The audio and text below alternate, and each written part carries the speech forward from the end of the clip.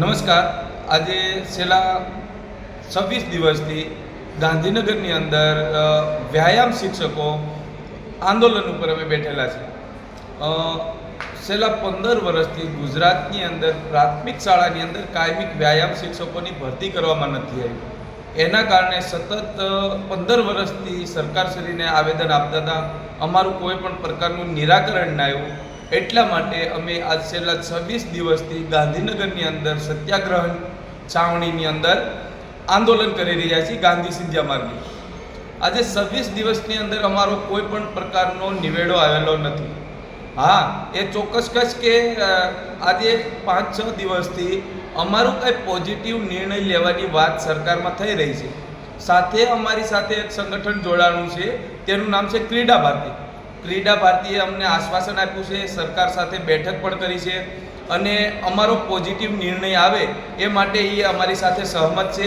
સરકાર સાથે એમની વાત થઈ છે અને મંત્રીશ્રીનો પણ ફોન આવેલો છે અને આશ્વાસન આપેલું છે કે અમે તમારો પોઝિટિવ નિર્ણય લાવશું, જે તમારી કાયમિકની માંગણી છે એ અમે સ્વીકારશું। આ વાતને લઈને અમે શાંતિપ્રિય રીતે ગાંધી સિંધિયા માર્ગે આંદોલન કરી રહ્યા છીએ। આજ 6-7 દિવસથી કન્ટિન્યુ અમે જેવા જ સત્યાગ્રહ છાવણી પહોંચવી છીએ તો 2 જ મિનિટની અંદર અમને ડિટેન કરી લે છે।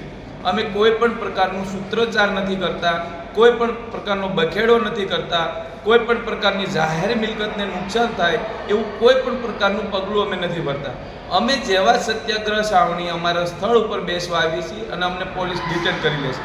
ક્યાંક ને ક્યાંક પોલીસ પ્રશાસનને પણ એવું લાગી રહ્યું છે કે આ લોકો કોઈ બખેડો કરશે, અથવા સરકારશ્રીને એવું છે કે આમની સાથે કોઈ વિપક્ષ જોડાય અથવા કોઈ બીજા રાજકીય મુદ્દા ના બને, એના કારણે પણ અમારી સાથે પ્રેશર થતું હોય, સરકારનું પ્રેશર થતું હોય અને અમને ના બેસવા દેતા હોય એવું પણ બને।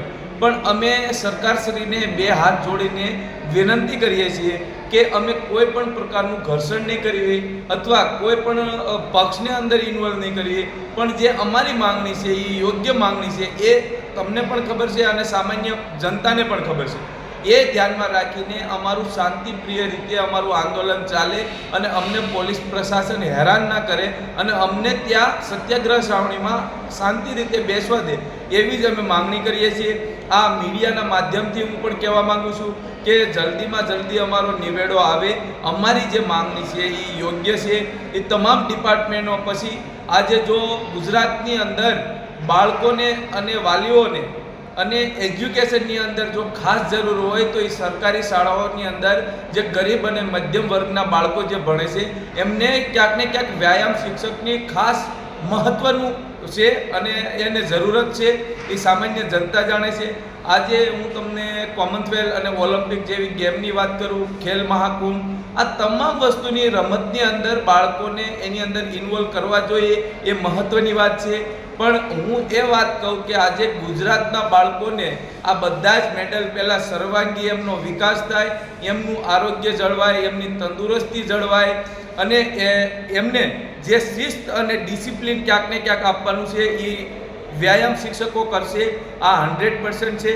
અને જે તૃણાવસ્થામાં એટલે જે બાળકો માધ્યમિક અને ઉચ્ચતર માધ્યમિકની અંદર ભણે છે એ બાળકોની અંદર આજે ડિંડોર સાહેબે 2 દિવસ પહેલાં જે મોબાઈલના યુઝથી બાળકોને કેટલી તકલીફ થાય છે, એ તકલીફને આપણે જોતા એ કહીએ કે જે તરુણ અવસ્થા છે, માધ્યમિક અને ઉચ્ચતર માધ્યમિકના બાળકો જે અત્યારે ફ્રી ફાયર જેવી ગેમોની અંદર અને રમતોની અંદર જે મોબાઈલની અંદર ગેમો રમે છે, એના કારણે ક્યાંક ને ક્યાંક એમની જે એજ્યુકેશન સિસ્ટમ છે અને એજ્યુકેશનની સાથે જોડાવાનું છે એની સાથે નથી જોડાતા અને બીજા રસ્તે જાય છે। તો ક્યાંક ને ક્યાંક એ કામગીરી પણ વ્યાયામ શિક્ષકો કરશે અને એમને જે સાચી દિશામાં લઈ જવાના છે અને મેદાન તરફ વાળવાના છે એ કામગીરી પણ અમે કરશું। તો અમારો જે આ મેસેજ છે એ મીડિયા થ્રુ સામાન્ય જનતા સુધી પહોંચાડો અને સરકાર દ્વારા સરકારને પણ આ વાતને પહોંચાડો, એવી અમારી રિક્વેસ્ટ છે। નમસ્તે, જય હિન્દ, જય ભારત।